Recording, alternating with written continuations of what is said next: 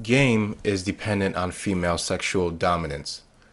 This dominance translates to all areas of male endeavor. It is a stifling, backwards, wasteful expenditure of male vitality. In any area where the practice of it arises from natural conditions and social pressures, you will see the same associative symptoms of the pathology that causes game, which, as I've said already, is a female sexual dominance over men. Simply put, when male excellence is at a standstill and females have some access to some external source of sustenance or advantage over men, you will see game arise, since game at its core is a prolonged game of cutthroat amongst men for access to females. Now, when the state bankrolled female dominance over men in poor urban areas via welfare and other subsidies, the males, since they were essentially strong-armed into equal economic status, were forced to find other ways to differentiate themselves to women. And this is when male competition, the driving force of civilization, makes the transition from healthy male versus male competition to oftentimes ultra-violent, economically destructive, poverty-inducing, gynocentric male versus male competition. Now, I remember in the early 90s when you used to hear a lot about the epidemic of black-on-black crime in the areas where game first arose. But I always knew that term to be inaccurate, not because it wasn't happening, but because the root cause of this violence was never examined. What I mean to say is this: you can take any community of men and women, regardless of race or any other distinctions, and artificially induce male economic poverty, or at the least economic equality across the board.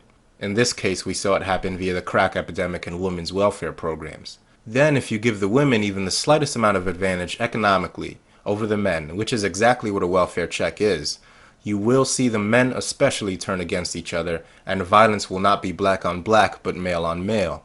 I challenge anybody to pull up the statistics and see how much male-on-female violence compromised the total amount of violence during the epidemic of so-called black-on-black violence. What happened exactly? Women were encouraged to remove the fathers from the household in order to gain access to government welfare. The men were then blamed for the fatherlessness that ensued, and the rest that followed was drugs, poverty, and violent competition for females.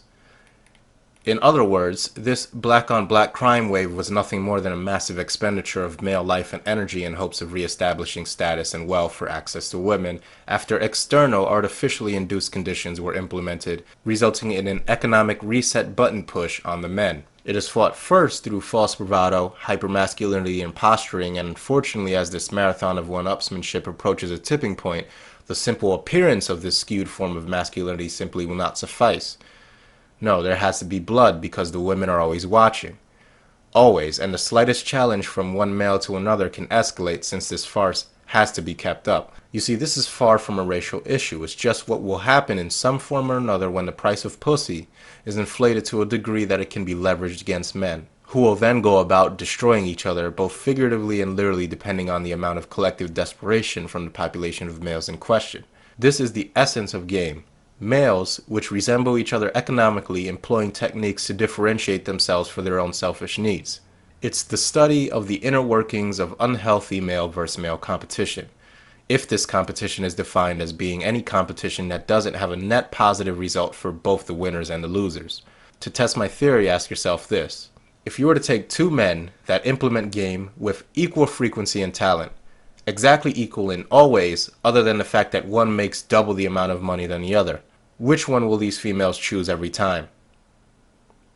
I think you know the answer. Game is predatory male-on-male competition, nothing else.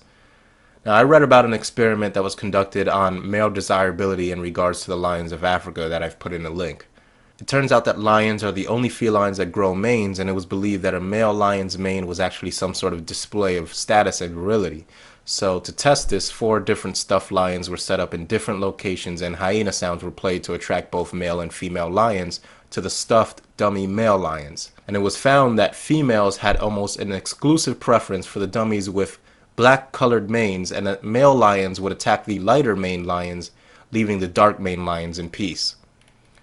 Further studies on the health and virility of these darker maned lions also proved them to be the superior specimens of their species in almost all regards, the true alpha males of their species. Now, these dark maned lions are not the feline equivalent of PUAs and those that practice game.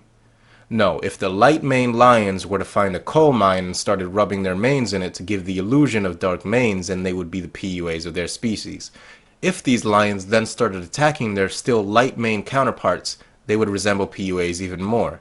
Because what PUAs are is, according to their own terminology, a bunch of beta men masquerading as alpha males.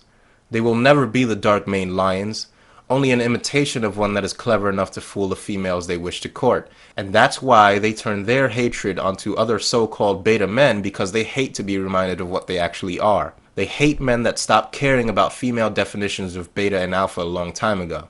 And make no mistake about it, these terms, beta and alpha, are terms that are defined by the females that PUAs court. They have no control or say over it. Game is and always has been female supplication and submission. You see, PUAs attempt to convince you that after studying what women actually want, as opposed to what they say they want, that game isn't about and solely about giving females what they want, regardless of what they say they want. I'm going to say that again. PUAs attempt to convince you that after studying what women actually want, as opposed to what they say they want, that game isn't about and solely about giving females what they want, regardless of what they say they want. What then do I define as healthy male competition exactly? Well, these are competitions that require real, tangible, and applicable talent. Competition that furthers understanding in areas of real importance. Competition that creates wealth. Competition that furthers science. Competition in which male human athleticism is pushed to higher and higher limits. Once again, we're talking about healthy male competition with a net gain for all those participating in it.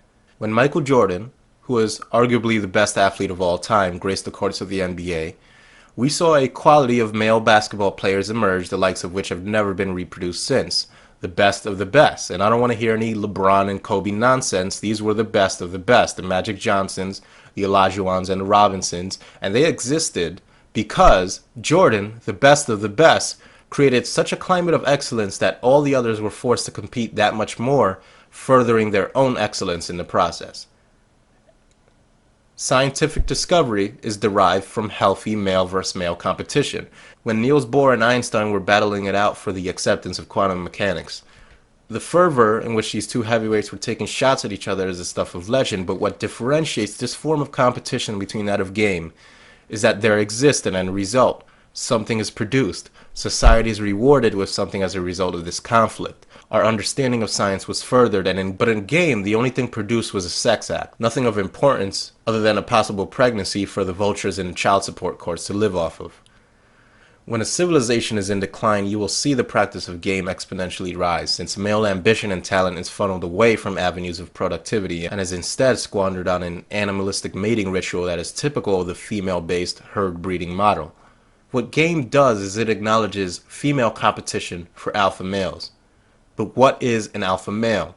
Let me tell you right off the bat that no matter what PUAs or the proponents of game will tell you, an alpha male is in the purest sense dictated and defined by the general consensus of women in regards to what makes a man sexually attractive. Nothing else. An alpha male, according to the principles of game, is any man that is sexually attractive to large amounts of women. That is the only requirement according to game literature. Trust me, they'll try to tell you otherwise, but in the purest sense, it is their definition of the term.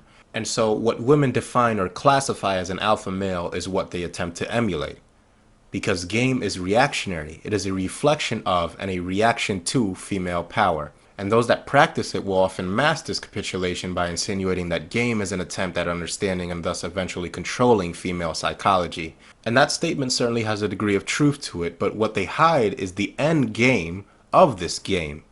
The question that needs to be asked is whether or not female psychology is worth scrutiny and whether or not there are suitable rewards to be garnered in controlling it. What are men as a collective getting out of it? The juice isn't worth the squeeze. Men figured this out a long time ago and set their sights on decoding and understanding the forces of nature, and civilization as we know it was the payoff. Any culture, country, or nation in which the main area of male expertise is female courtship will crumble in on itself. Implosion is the only possible fate awaiting those that put too much emphasis on the female psyche. Game is a symptom of an addiction to the allure of women. This allure is biological. Men are predisposed to like women, thus there can be either a frenetic mad dash to bask in the allure of women, or an attempt from men to escape their biology, and in this regard, females are way ahead of us. Any legitimate discussion from men in terms of exploring ways of surmounting and escaping their biological mandate and compulsions is deemed by PUAs and feminists alike as something to be shamed and ridiculed. Beta behavior, if we were using PUA syntax. Men going their own way is the first attempt at such a thing, but somewhere, someday, some beta scientist will break the female monopoly on breeding. That's a matter of course, not if, but when. This will be the point in which equality between the genders will be achieved. This is the point in which men will surpass their last and final female dependency. But as of now, the majority of men are quite content to surrender to their biological dependencies. And if you look at the behavior of women, however, you see that they have a consistent, sustained record of demanding from society that they not be considered slaves to their biology. We see over and over how fervently females fight being controlled by their biology through sperm banks, through restricting the possibility of a father to conduct a paternity test, through birth control, through abortion for their convenience. Women fight to eliminate the negative consequences of their biological compulsions, and men fight amongst themselves to convince women to let them indulge in theirs as much as possible. The PUAs are simply a band of manginas that finally learn how to get laid, and I say this with quite a bit of skepticism since I'm deeply suspicious of just how much these people actually are getting laid. But pay attention to their behavior and you'll see it yourself. They do what they believe women like because they think it will get them laid, just like manginas and white knights and male feminists who bash other men thinking it will get them laid. The only difference is that they may have actually gotten laid in the process. They still denigrate other men in hopes of appearing to be better to the women that they are dependent on. The term beta male is the equivalent of being called a misogynist by a male feminist. It's a separative term designed to show women who has what they want and who doesn't. Such a group of people, and this is my opinion, I'm not speaking for anybody else, but the fact that these group of men, a bunch of vagina dependents, have no business interjecting themselves into men's issues of actual importance. And I don't understand why these people aren't recognized as the clowns that they are. Now, I want to make it clear for everyone listening the exact contribution to male freedom that PUAs have made. That being absolute zero. Nothing at all. You want to get laid as often as possible, then that's your business. But when PUAs claim that they're doing something for male freedom, specifically when they've created an entire syntax dedicated to bashing men that don't get laid as much as they supposedly say they do, I have to call bullshit. And that's really all I got to say on the subject.